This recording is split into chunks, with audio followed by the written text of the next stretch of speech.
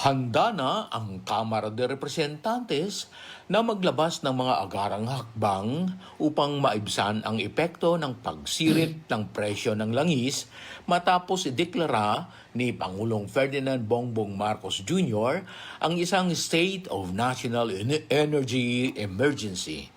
Ito ang inihayag ni Speaker Faustino Boji III nang kanyang sinabi na kikilos ang mababang kapulungan ng may kagyat na aksyon sa pamamagitan ng mga targeted interventions, mahigpit na oversight at mga konkretong tulong para sa mga Pilipino.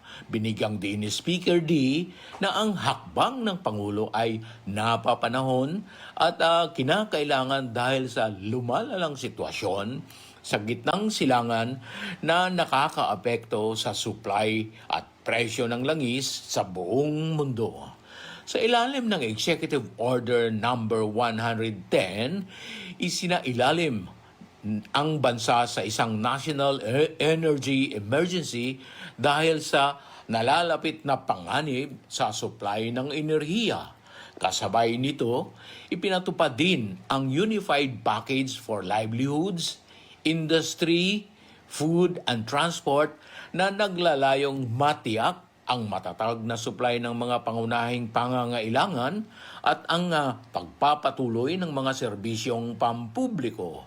Iginit ni Speaker D na kung mapuputol ang supply ng enerhiya, hindi lamang kuryente ang maaapektuhan kundi pati transportasyon, pagkain at kabuhayan ng mga mamamayan. Samantala, agad namang kumilos ang Kamara sa paglagda at pagpasa sa Senado ng panukalang suspensyon ng excise tax sa langis upang mapababa ang presyo nito.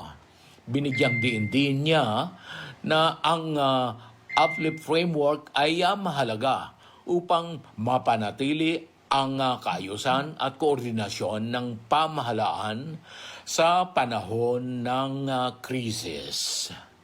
Mula sa Kamara de Representantes, Terence Mordiano Grana nagbabalita para sa Armed Forces Radio, Boses ng Kawal Pilipino.